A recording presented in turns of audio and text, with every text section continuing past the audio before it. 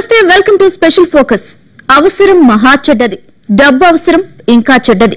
ఈ సమయంలో దాచుకున్న సొమ్ము ఎంతో ఉపయోగపడుతుంది. అలా చెయ్యాలంటే చిట్టి వేయడమే కరెక్ట్ అనుకుంటారు చాలా మంది. ఈ డబ్బు అవసరానికి ఆదుకుంటుందని బలంగా నమ్ముతారు. జనాల్లో ఉన్న ఈ నమ్మకమే వారి పెట్టుబడి. చిట్ ఫండ్ కంపెనీ బోర్డు పెట్టడం, జనం పొలోమని చిట్టీలేయడం, టైం చూసి ఆ కంపెనీ బోర్డు తిప్పేయడం ఇప్పుడిదో మాఫియాగా మారింది.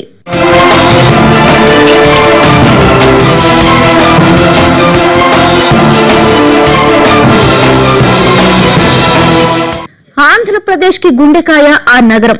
ఇంతుంటై వట్టుడుంటై అన్నట్లు ఎదిగిన ఈ నగరం ఆర్థిక నేరగాళ్లకు అడ్డాగా మారింది. ప్రైవేట్ చిట్ మోసాలకు కేర్ ఆఫ్ గా నిలుస్తోంది. గత 5 ఏళ్లలో ఎన్నో మోసాలు. కంపెనీలు పెట్టి జనాన్ని అడ్డంగా మోసం చేసిన వారు కొందరైతే, ఏ కంపెనీ పెట్టకుండా నమ్మకమే పెట్టుబడిగా జనం సొమ్ము దోచేసిన వారు మరికొందరు. దీంతో చిట్ మోసాలతో బాధితుల సంఖ్య 100లు దాటి 1000కు చేరుకుంది. అసలు బెజవాడలోనే ఈ మోసాలు ఎందుకు ఎక్కువగా జరుగుతున్నట్లు? విజయవాడ కార్పొరేషన్ నుంచి క్యాపిటల్ స్థాయికి ఎదిగిన నగరం. ఈ నగరంలో ఆర్థిక నేరాలు కూడా అంతే స్థాయిలో పెరుగుతూ వస్తున్నాయి. ఈ 5 ఏళ్ల కాలంలో 150కి పైగా చిన్న పెద్ద చిట్ కంపెనీలు బోర్డు తిప్పేశాయి. వీటిలో కొన్ని సంస్థలైతే 100 కోట్ల భారీ మోసంతో నమ్ముకున్న వారిని నిలువున ముంచాయి. ఒక్కో స్టేషన్ పరిధిలో 10ల సంఖ్యలో కేసులు నమోదయ్యాయి. కేసుల రికార్డుల్లో భద్రంగా ఉన్నాయి. బాధితుల బాధలు అలాగే ఉన్నాయి. నేరస్తులు మాత్రం దోచుకున్న సొమ్ముతో జల్సాలు చేసుకుంటున్నారు.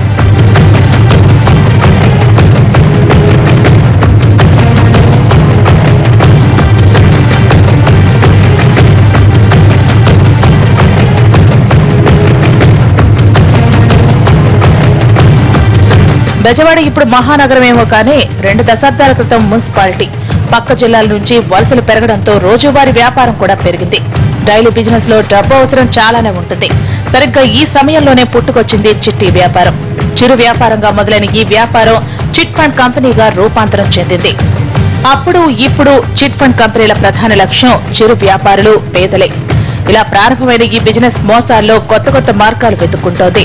బెజవాడలోని 16 స్టేషన్ల పరిధిలో ఇప్పటి వరకు 157 కేసులు, ఒక్క సత్యనారాయణపురం కేంద్రంగా 36 కేసులు. దీన్ని బట్టే అర్థం చేసుకోవచ్చు ఈ ప్రాంతంలో చిట్ ఫండ్ కార్యకలాపాలు ఏ రేంజ్ లో జరుగుతున్నాయో.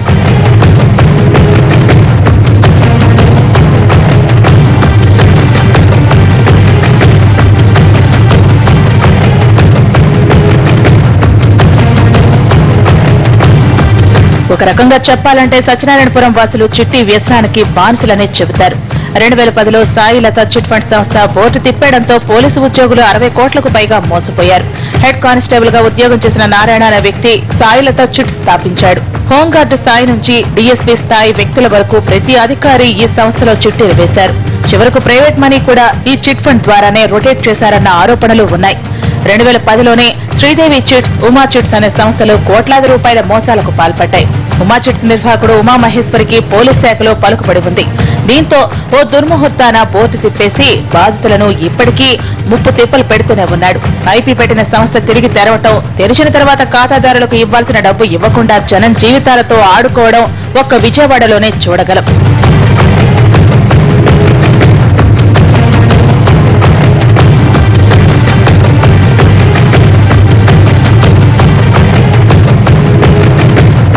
ఒక సంస్థ మోసానికి పాల్పడి తిరిగి తెరిచిన ఘటనలు వేరే చోటైతే కుదిరేదేమో గానీ విజయవాడలో అలాంటి ఇబ్బంది లేదు.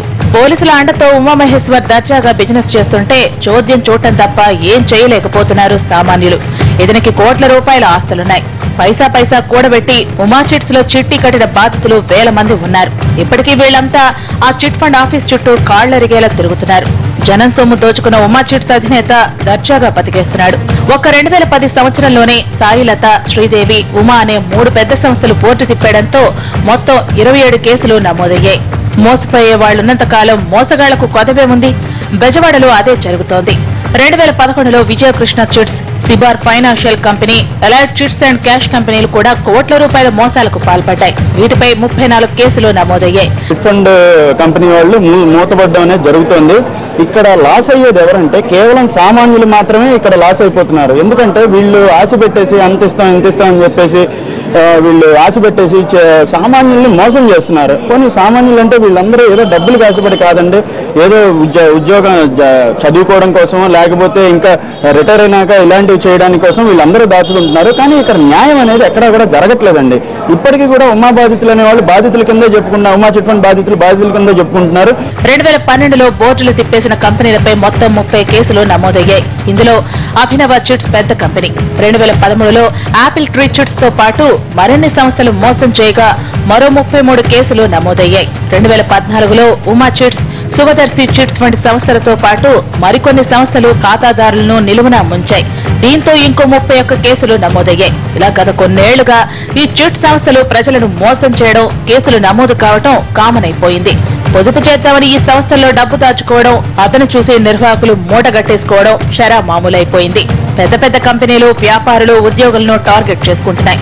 సామాన్య మధ్యతరగతి ప్రజలను చిన్న చిట్ సంస్థలు కాపుకాస్తాయి. ఈ చిట్టీల చక్రబంధంలో ఇరుక్కున్న జనం భారీగా మోసపోతున్నారు. ఇప్పటి వరకు బెజవాడ నగరంలో మొత్తం 123 చిట్టి మోసాలు వెలుగు చూశాయి. ప్రతి స్టేషన్ పరిధిలోనూ ఎక్కడో ఓ చోట చిట్టి వ్యాపారం జరుగుతూనే ఉంది. అవి చేసే మోసాలు నమోదవుతూనే ఉన్నాయి. చిట్ ఫండ్ కోసమే డీల్ చేయకుండా మధ్యలో ఏం చేశారంటే ఈ చిట్ ఫండ్స్ అమౌంట్ వాళ్ళ దగ్గర డిపాజిట్స్ ఎంకరేజ్ చేసి డిపాజిట్స్ తీసుకుంటున్నారు. యాక్చువల్గా మరి బ్యాంకింగ్ యాక్ట్ ప్రకారం వీటి ప్రకారం డిపాజిట్స్ తీసుకోకూడదు. వాళ్ళు తీసుకున్నా కూడా గవర్నమెంట్ పర్మిషన్ తీసుకోవాలి. మరి అలాంటివి ఉన్నాయో లేవో తెలియదు.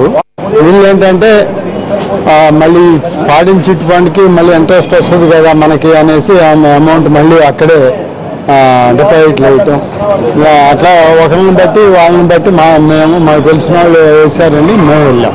బెజవాడ కమిషనరేట్ పరిధిలోని వివిధ స్టేషన్లలో నమోదైన కేసులు కొన్నంటే కొన్నే. ఎందుకొచ్చిన గొడవ అని వెలుగు చూడని మోసాలు చాలానే ఉన్నాయి. కొన్ని కేసులు అంతో ఇంతో చెల్లింపులతో మరుగున పడిపోగా మరికొన్ని ఏదో రకంగా రాజీ పడేవి ఉంటాయి. స్పెషల్ ఫోకస్ లో షార్ట్ బ్రేక్ తీసుకుందాం.